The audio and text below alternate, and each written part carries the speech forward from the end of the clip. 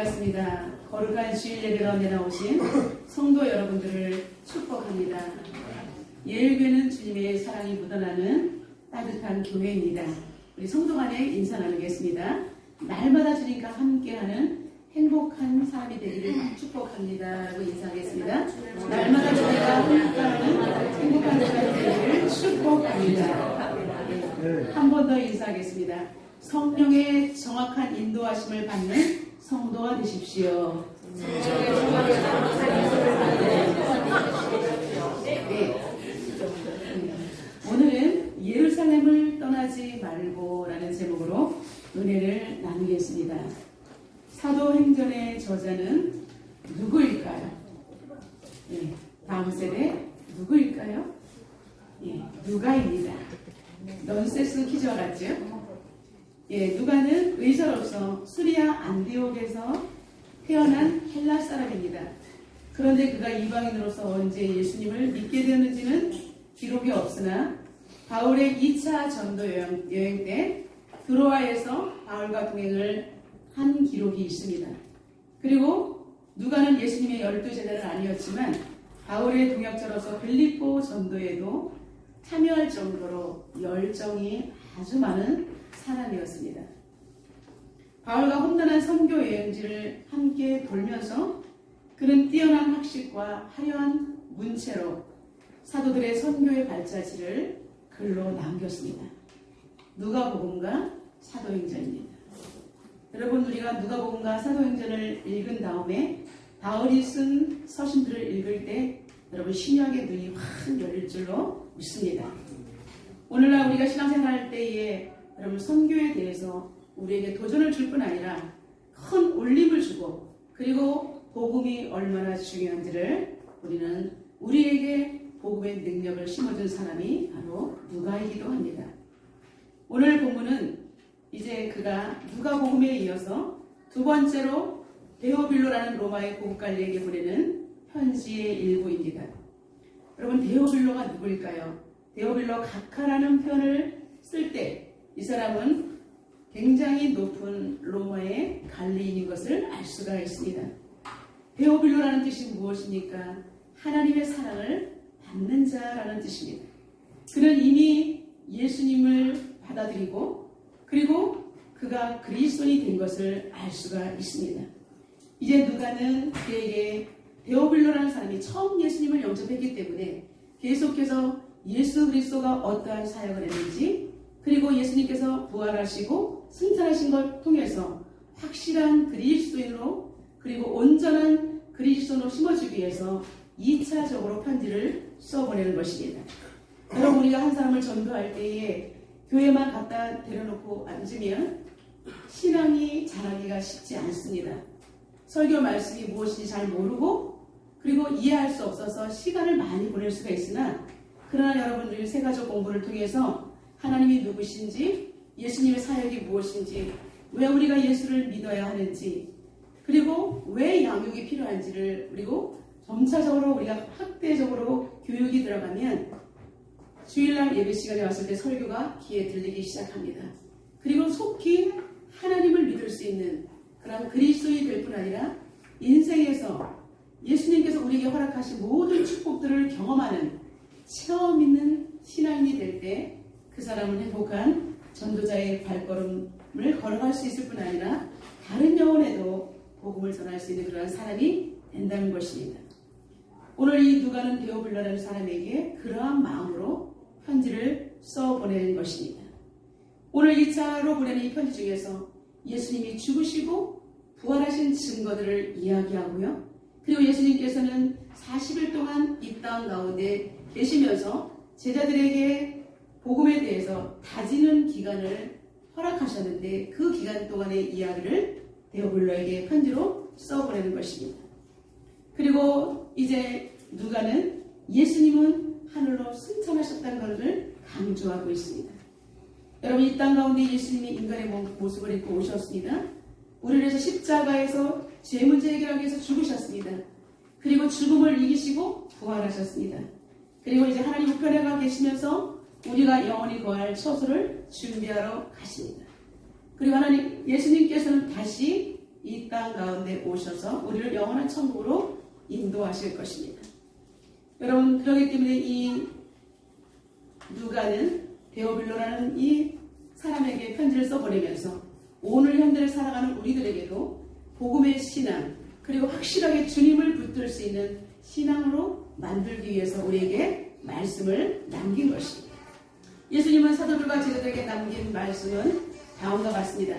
첫 번째, 예루살렘을 떠나지 말라고 하셨습니다. 우리 사절 다 같이 한번 읽어보겠습니다. 사도와 함께 모이사 그들에게 분부하여 이르시되 예루살렘을 떠나지 말고 내게서 들은 바 아버지께서 약속하신 것을 기다리라.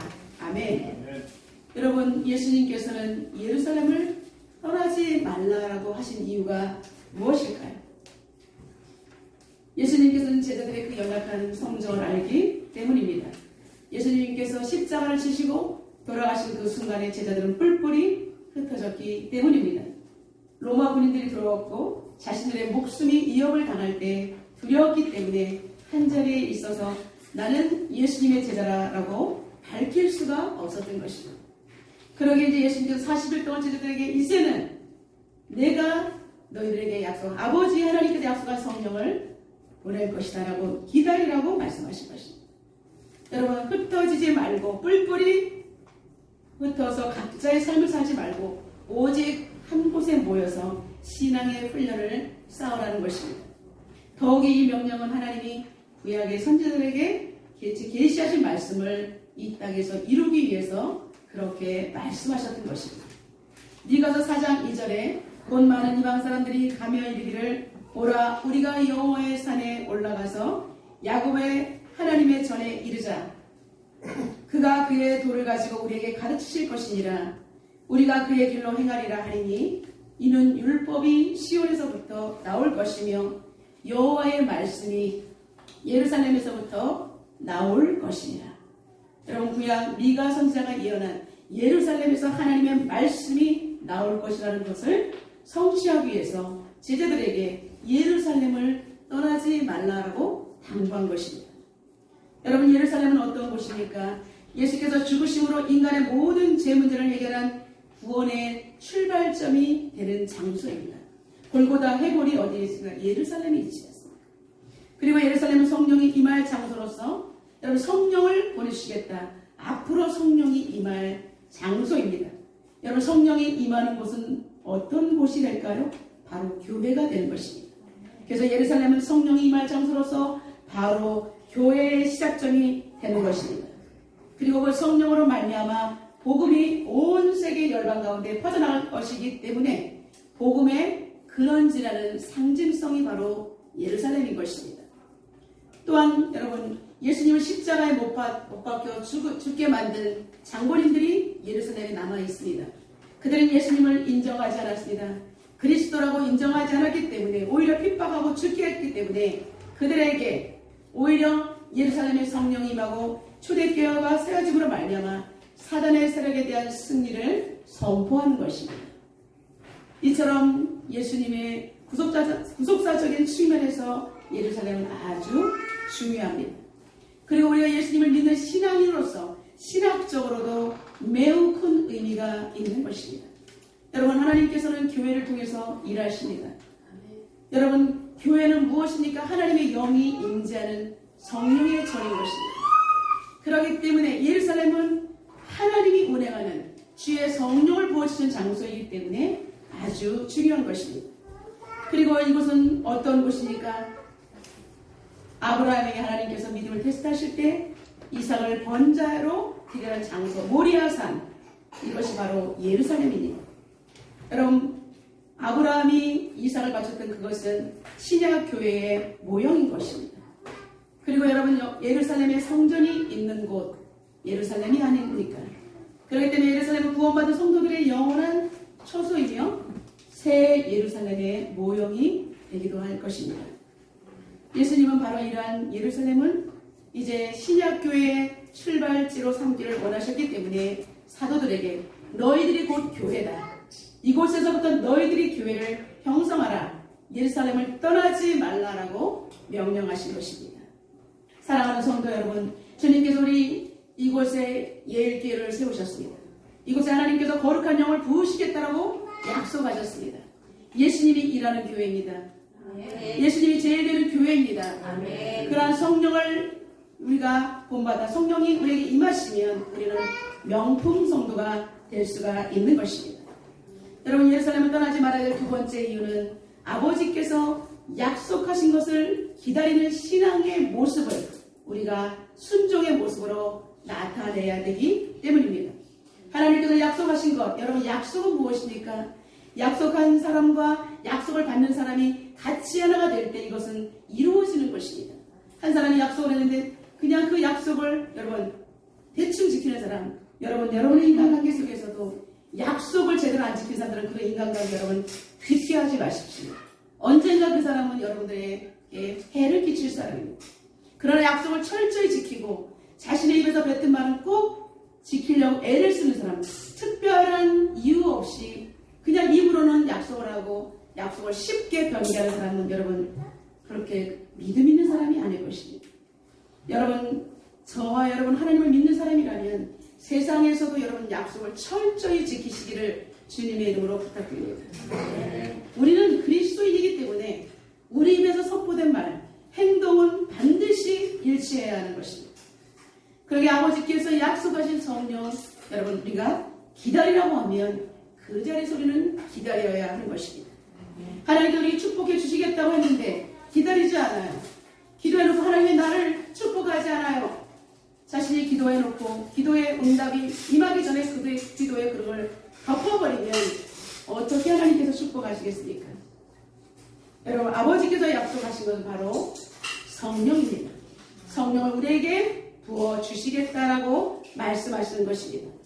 성령이 오시면 이제 교회가 시작되고요. 그리고 우리 영혼이 살아납니다.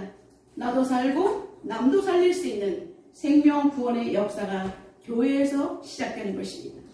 그러므로 누가는 역사가로서 이 사도행전을 기록하면서 성령이 오시는 것이 얼마나 중요한지를 강조하고 있는 것입니다. 여러분, 성령님이 오셔야 되는 이유가 무엇일까요? 성령님은 위로의 영입니다. 파라클레이토스. 우리에게 예수님이 따라가시면서 성령을 보내주시겠다고 약속하셨습니다. 여러분, 우리는 제한적인 육체를 가진 사람입니다. 그러나 성령이 오시면 어떠한 역사가 일어나냐?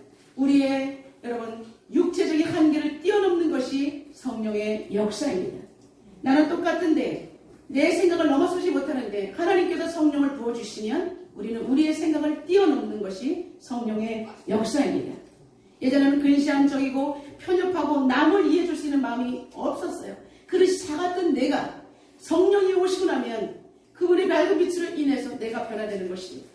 남을 용서할 때 더 용서주고 손해볼 보낼 수 있는 그런 영성. 여러분, 그러나 여러분이 손해볼 때 절대 하나님께서 여러분을 손해보게 하지 않으십니다. 여러분들이 나눌 때 하나님께서 더 큰 축복을 여러분에게 부어주신다는 믿음의 법칙을, 영의 법칙을 우리는 알 수 있는 것이 성령의 역사인 것입니다. 여러분, 우리는 연약하고 두려웠습니다. 그러나 성령이 오시면 여러분은 놀랍게 변화되는데 여러분 두려움이 사라진다는 것입니다. 저는 이 세상에 두려움이 없습니다. 예전에는 걱정이었습니다. 두려웠고요. 이 문제를 어떻게 해결할까 벌벌 떨었습니다. 그러나 성령의 강력한 역사를 체험하고 난 이후에 저는 달라졌습니다.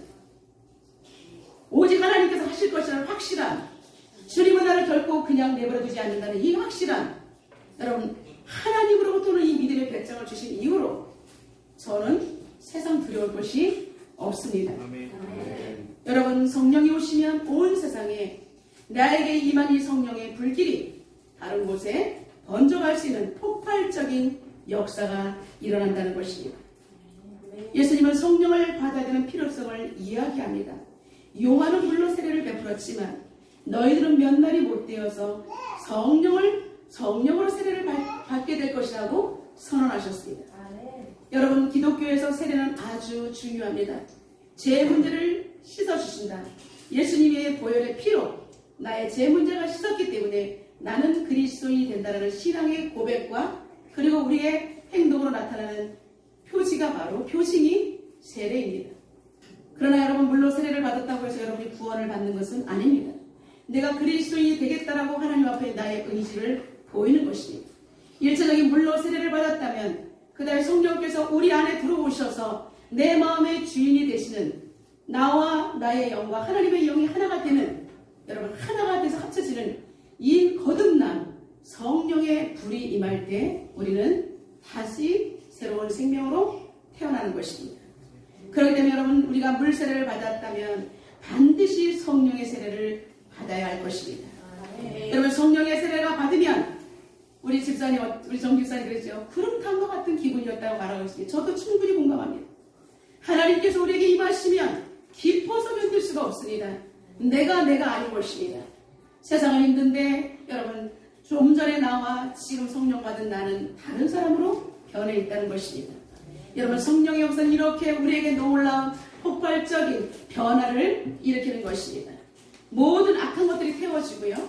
그리고 흑암의 세력들, 나를 두렵게 하고 나를 힘들게 하고 나를 낙심하게 만들던 그런 모든 문제들이 다 성령에 결박되어서 던져지게 되는 것입니다. 이제는 우리 그리스도께서 나의 모든 문제를 해결하셨다. 우리 입에서는 오직 주님을 찬양하며 밝은 얼굴로 사람들에게 예수를 믿으세요. 예수를 믿으면 행복합니다. 예수를 믿으면 여러분의 문제가 해결됩니다. 이렇게 자신있게 이야기할 수가 있는 것입니다. 우리가 가는 곳마다, 성령을 받은 사람이 가는 곳마다 치유와 회복의 역사가 일어날 것을 우리에게 말씀하십니다. 어떤 목사님이 계셨습니다. 외국 목사님이셨는데 어떤 여인이 찾아와서 자신의 결혼생활 너무나 복잡한 문제를 상의했습니다. 목사님, 저는 이 결혼을 유지하기 어려울 것 같아요. 남편이 너무나 힘든 사람이에요. 저는 기도하지만 이 문제가 해결되지 않을 것 같아요. 이렇게 목사님에게 넋두리로 이야기를 했습니다. 목사님은 이 여인의 이야기를 잘 듣고 그 여인의 형편과 그리고 그 분석을 했습니다. 그리고 다음과 같이 이야기하셨습니다. 내가 지금 당신 앞에 두 가지를 제시하겠다. 첫 번째는 당신이 마음대로 그 문제를 해결할 수가 있습니다. 그러면 그 문제는 빨리 해결될 것입니다. 그러나 가정은 파괴되고 말 것입니다. 두 번째 문제는 주님 안에서 주님을 위하여 하나님의 명령을 기다리는 것입니다. 하나님께 당신의 고통스러운 문제를 다 내어놓으십시오. 그리고 하나님 앞에 눈물로 기도하십시오. 그럼 하나님께서 당신에게 어떻게 해결해야 될지를 말씀하실 것입니다. 우리 주님은 당신에게 인내심을 여러 가지로 시험해 보실 것입니다. 약속대로 주님의 뜻대로 기다리면서 인내하면 주님께서는 만족한 해결책을 주실 것입니다. 라고 목사님은 두 가지 방법을 제시했습니다. 여러분, 이 부인은 어떠한 방법을 택했을까요? 다행스럽게도 그 여인은 목사님의 말씀을 마음에 새기며 주님을 의지하기 시작했습니다.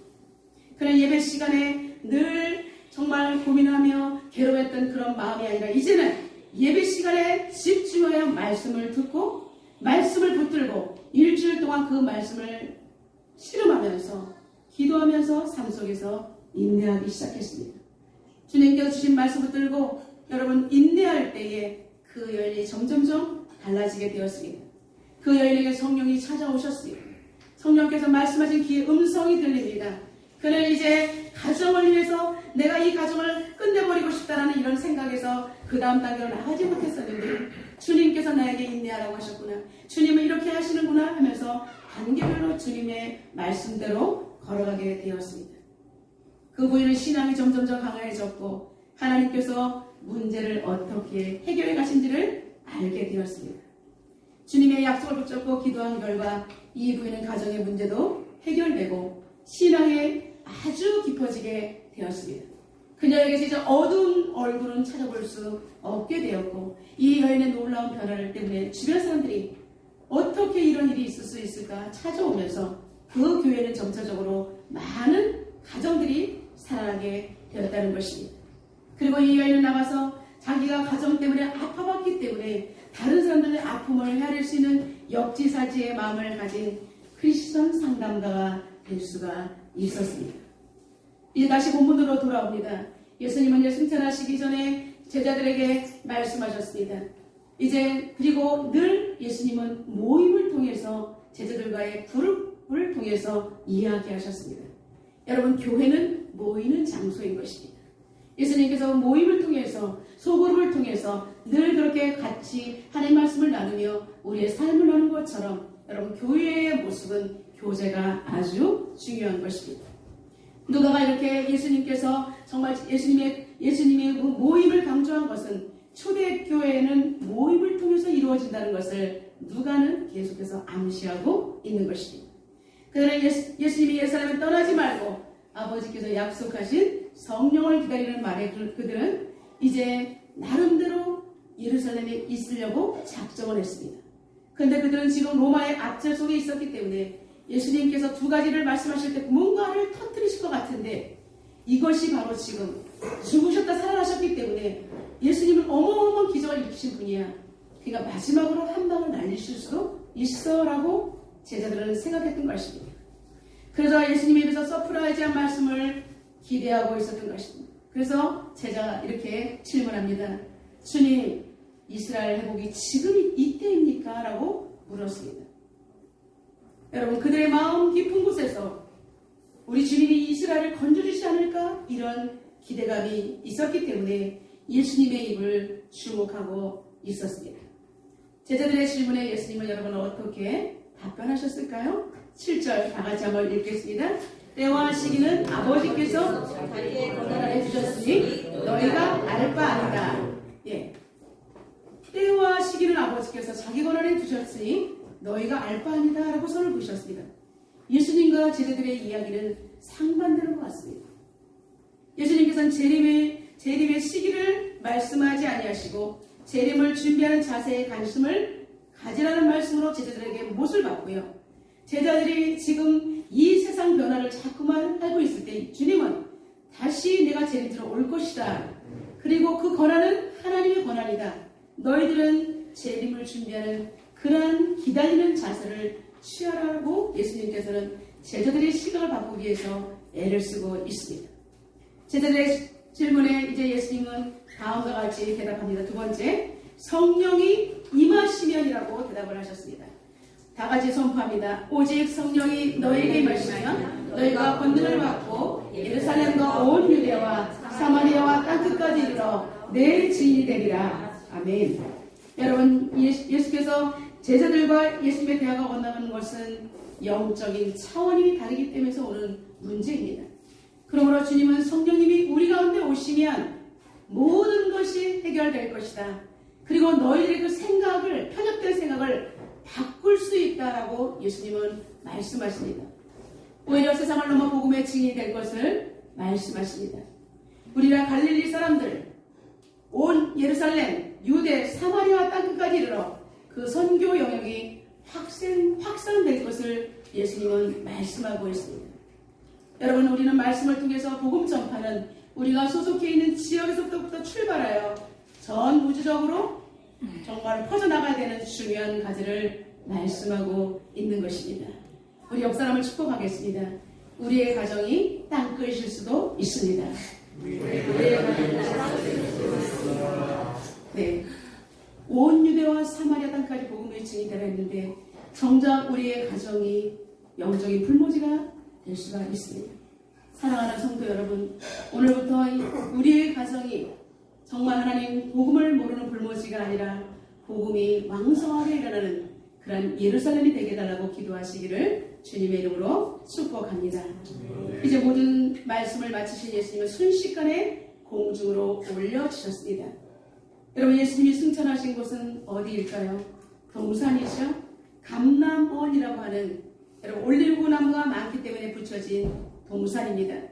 예수님이 십자가를 지시고 돌아가시기 전날 밤 땀방울이 핏방울처럼 되셔서 그렇게 기도했던 그 장소에서 하나님은 다시 하늘로 올리우시게 된 것입니다. 감람산은 예수님의 공생애를 마무리하는 중요한 무대로 사용되었습니다. 이제 제자들은 예수님이 하늘로 올라가신 것을 보고 이제 감람산에서 예루살렘으로 돌아오게 됩니다. 그들은 예수님의 당부를 잊지 않고 마가의 다락방에 모였습니다. 그곳에는 예수님을 따랐던 120여 명의 수많은 사람들이 모여 있었습니다. 그들은 모여서 무엇을 했을까요? 예수님이 승천하신 이야기만 하고 있었을까요? 아닙니다. 세 번째, 그들은 모두 합심으로 기도하기 시작합니다. 다 같이 선포하겠습니다. 여자들과 예수의 어머니 마리아와 예수의 아우들과 더불어 마음을 같이하여 오로지 기도에 힘써라. 아멘. 여러분, 교회의 시작은 모임에서부터 시작된다고 말씀을 드렸습니다. 여러분, 마가의 다락방에 모인 사람들은 주님이 약속하신 성령을 기다리며 집중하여 기도하기 시작했습니다. 날마다 모여서 기도했습니다. 그리고 전심으로 기도할 때 10일이 지나기 전에 성령의 폭발적인 역사가 일어났습니다. 오로지 기도에 힘썼던 사도들은 오순절 기간에 성령을 선물로 받았다는 것입니다. 이들이 120명이 모인 이 마가의 다락방, 그 시기에 여러분, 예루살렘은 오순절 명절로 인해서 사람들이 많이 붐비고 있었던 것입니다. 축제의 기간이었습니다. 여러분, 오순절이 무슨 뜻입니까? 예수님이 부활하신 날로부터 50일 되는 것입니다. 그날에 여러분, 예수님이 부활하신 오순절 그 축제의 기간에 성령이 임했다는 것은 여러분, 여러 각도에서 큰 의미가 있습니다. 오순절 날이 이미 이름에 그들이 다 같이 한 곳에 모였더니 호련히 하늘로부터 급하고 강한 바람 같은 소리가 있어 그들이 앉은 온 집에 가득하며 마치 불의 혀같이 갈라지는 것들이 그들에게 보여 각 사람 위에 하나씩 임하여 있든지 그들이 다 성령의 충만을 받고 성령의 말하게 하심을 따라 다른 언어로 말하기를 시작하니라. 여러분, 사도행전 2장 1절부터 4절을 통하여서 불같은 성령의 역사가 기록되어 있습니다. 이렇듯 강력한 성령의 역사는 120명의 모든 사람들을 놀랍게 변화시키고 말았던 것입니다. 여러분, 성령의 역사가 각 사람 위에 불꽃이 임하여 있었던 것입니다. 여러분, 지금도 오늘도 이 시간에 성령의 역사로 말씀이 선포되었고 있습니다. 하나님께서 하늘 문을 여시고 부정한 종의 입술 통해서 하나님 말씀을 대언하실 때 성령이 여러분에게 지금 부어지고 있습니다. 그런데 여러분 졸고 그리고 제대로 모르고 그렇게 막연하게 앉아있으면 이 자리에 어떤 사람은 성령을 받지만 어떤 사람은 성령의 역사와 상관이 없는 것입니다. 우리가 어떻게 성령을 받을 수 있을까요? 마음을 활짝 열고 오로지 모여서 이 말씀을 내가 붙들어야 되겠다. 이 생명의 말씀 내가 받아 먹어야 되겠다라고 영의 양식을 삼을 때 여러분, 성령의 역사가 일어나는 것입니다. 여러분, 교회를 10년, 20년 다녀도 소용없습니다. 성령을 받지 않으면 안 됩니다. 구원과 상관이 없습니다. 그러나 여러분, 단 하루를 교회 나왔는데 성령을 받고 내가 말씀대로 살아내겠다고 결단하는 사람은 천국 백성이 될 수 있습니다. 여러분, 성령의 역사가 너무나 중요합니다. 저는 여러분들에게 간절히 당부합니다. 제발 여러분, 교회를 오래 다니는데 그냥 장기 초신자로 남아있지 마시고 단 하루를 예수를 믿더라도 오직 예수님이 나를 위해서 십자가에 돌아가셨고 그리고 성령의 역사로 말미암아 우리에게 죄에 대해서, 의에 대해서, 심판에 대해서 말씀하시는 그 하나님, 그리고 마침내 다시 오실 예수님을 기다리는 신앙으로 살아갈 때 우리는 이 땅에 발을 딛고 살지만 영원한 천국의 백성으로 행복한 인생을 살아가게 되는 것입니다. 여러분, 성령의 역사는 예수님의 겁쟁이와 같은 제자들을 어떻게 바꾸어 놓았을까요? 성령의 역사는 이제 교회, 신약교회가 그리고 초대교회가 탄생하게 되었습니다. 그리고 복음 전파로 인해서 날마다 성령의 역사를 위해서 베드로가 설교할 때 3,000명, 5,000명이 회심하고 돌아오게 되는 놀라운 역사가 일어났습니다. 이들은 그래서 집에 있든지 그리고 모일 때든지 예수님의 말씀을 나누며 떡을 떼면서 교제했다라고 말하고 있습니다. 이들은 이제 복음을 전함에 있어서 목숨을 두려워하지 않는 그런 강력한 성령의 사람이 될 수 있었습니다. 여러분, 예수님의 제자의 최초의 순교자는 야고보입니다. 요한의 형제입니다. 예수님이 십자가를 지러 올라간다고 말씀할 때 따라가면서 그의 어머니 미세스 세베대, 우리 아들을 영의정 자의정처럼 그렇게 세워달라고 했던 그 사람 바로 그의 아들 야고보입니다. 그들은 정치적으로 예수님의 옆에서 한자리를 하려고 했던 그런 연약한 신앙, 잘못된 신앙을 가지고 있었지만 예수님이 십자가에 못 박혀 돌아가신 것을 알고 그분이 하나님의 아들이었고 예수 그리스도가 우리의 생명의 주인이심을 알고 그는 최초로 순교를 당한 야고보가 된 것입니다. 그의 형제 요한은 끓는 감옥 속에 던져졌으나 죽음을 면하게 되었고요. 채석강에서 광석을 캐는 감옥에서 일하다가 환상을 보고 요한계시록을 저술하게 되었던 것입니다. 여러분, 주님을 제대로 알지 못할 때는 연약한 인간의 방법으로 세상적인 한 자리를 하겠다라고 생각하고 있지만 그러나 성령을 받은 이후에 그들은 목숨을 던짐에 있어서 부끄러워하지 않았다는 것입니다. 여러분, 바돌로메가 누구입니까? 나다나엘입니다. 그는 아시아 선교를 하다가 살갗이 다 벗겨져서 죽이는 잔인한 죽음을 당했습니다. 안드레는 그리스에서 여러분 십자가에 달리는데 X자로 거꾸로 X자로 매달려서 십자가에 처형이 되었습니다. 안드레는 죽어가면서 이렇게 고백합니다. 오, 나의 주님이 이 십자가를 지셨는데 나는 오랫동안 이 행복한 순간을 기다리고 있었습니다. 십자가에 달리신 그리스도의 몸에 의해서 이 십자가는 거룩하게 되었는데 감히 내가 이제 주님의 달리신 십자가 위에서 나도 영광스럽게 죽을 수 있다니 감사하다라고 고백하고 있습니다. 여러분, 마태 에티오피아에서 선교하다가 칼에 맞은 부상으로 순교를 당합니다. 사도 바울은 네로 황제 박해 시대에 참생을 당합니다. 그 많은 한국과 인도의 교회를 세우기에 선교여행을 하다가 인도에서 창에 찔려 순교를 당하게 됩니다. 예수님의 12제자 외에도 70인의 제자들 그리고 수많은 제자들 믿음의 선진들이 이렇게 전세계 열방에서 복음을 전하다가 목숨을 잃었습니다. 여러분, 100주년 기념교회가 있는 양화진 선교사 묘역, 용인에 있는 순교자 기념관 등등 이 땅을 위해서 고귀한 피를 흘리신 믿음의 주역들이 잠들어 있습니다. 저는 인도에 갔을 때 거기서도 인도의 선교사님들의 묘지를 가보았습니다. 전 세계 열방의 순교사님들의 묘지가 있습니다. 여러분, 터툴리아는 순교자들이 흘린 피는 교회의 씨앗이 되었다라고 고백하고 있습니다. 저와 여러분은 이렇게 순교자들이 흘린 그 피 위에 세워진 교회 안에서 행복한 신앙생활을 하고 있습니다.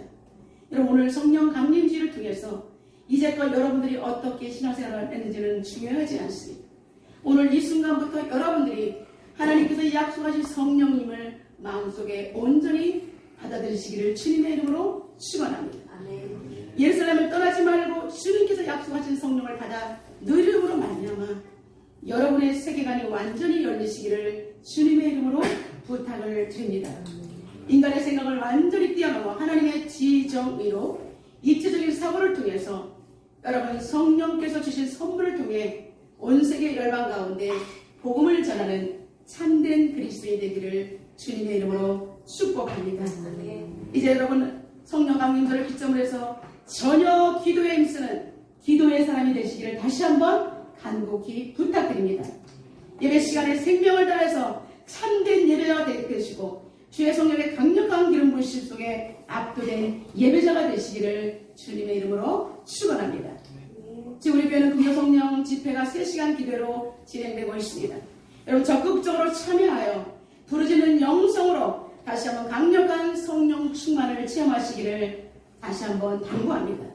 그래서 개인 복음화, 가정 복음화, 지역 복음화, 민족 복음화, 세계 복음화를 통해서 여러분 사도들의 길을 이어가는 여러분 사도행전을 성령행전을 써가는 거룩한 제자들이 되시기를 주님의 이름으로 축원합니다. 우리 이 시간 주님께서 주신 말씀 붙들고 통성으로 기도하는 시간 갖도록 하겠습니다. 주님, 이 시간 성령 강림절을 맞이하여 성령 오심을 기다리는 제자들의 성경을 살펴보았습니다. 이제 예수님의 말씀을 기다리고 지키며 오로지 전심으로 기도했을 때 성령을 선물로 받았습니다. 하나님, 이제 내가 하나님 이런 역사가 일어나게 달라고 여러분 가슴을 열고 하나님께 통성으로 기도하겠습니다. 하나님 아버지, 오늘 우리에게 성령 강림절을 맞이하게 해서 하나님을 찬양합니다. 성령의 오심을 기다리는 제자들의 마음을 살펴보았습니다. 그 말씀을 기다리고 지키며 오로지 전심으로 기도에 힘쓸 때 성령을 선물로 받았습니다. 하나님 아버지, 성령을 받은 이후 그들의 삶은 약하고 겁쟁이가 아닌 하나님의 군대 명사로 변화되었습니다. 이제 그들의 꿈의 도전은 갈릴리였으나 주님은 세계복음화로 눈을 열어주셨습니다. 주님의 무리의 눈과 귀가 있가서 심령을 열어주시고 주님이 원하시는 곳을 향하여 나아갈 수 있는 성도가 되게 하여